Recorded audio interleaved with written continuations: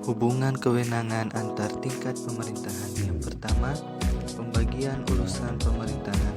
Ketentuan hukum yang mengatur lebih lanjut hubungan antara pemerintah pusat dan pemerintah daerah sebagai penjabaran dari dasar konstitusional adalah pasal 10 Undang-Undang Nomor 32 Tahun 2004. Dalam kaitannya dengan hubungan pemerintah pusat dan pemerintah daerah, maka adanya pembagian wewenang urusan pemerintahan.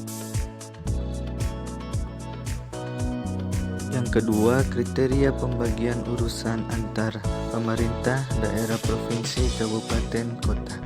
Untuk mewujudkan pembagian kewenangan yang penanganannya dalam bagian atau bidang tertentu dapat dilaksanakan bersama antara pemerintah dan pemerintah daerah, maka disusunlah kriteria yang meliputi eksternalitas, akuntabilitas, dan efisiensi dengan memperhatikan keserasian hubungan antara susunan pemerintahan sebagai suatu sistem antara hubungan kewenangan pemerintah daerah, provinsi, dan pemerintah kabupaten kota, atau antar pemerintahan daerah yang saling terkait, tergantung, dan sinergis.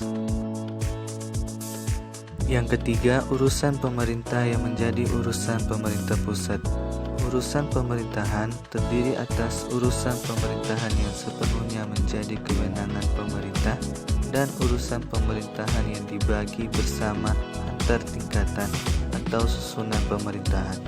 Urusan pemerintahan yang menjadi urusan pemerintah meliputi politik luar negeri, pertahanan, keamanan, justisi, moneter, dan fiskal nasional.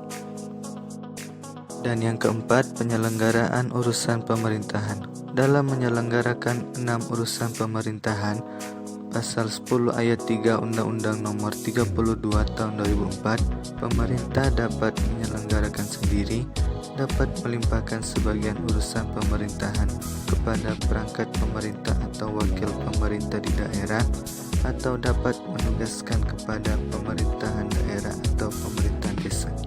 Penyelenggaraan di luar 6 urusan pemerintahan, pemerintah dapat menyelenggarakan sendiri sebagian urusan pemerintahan atau melimpahkan sebagian urusan pemerintahan kepada gubernur selaku wakil pemerintah, atau menugaskan sebagian urusan kepada pemerintah daerah atau pemerintahan desa berdasarkan asas tugas pembantuan.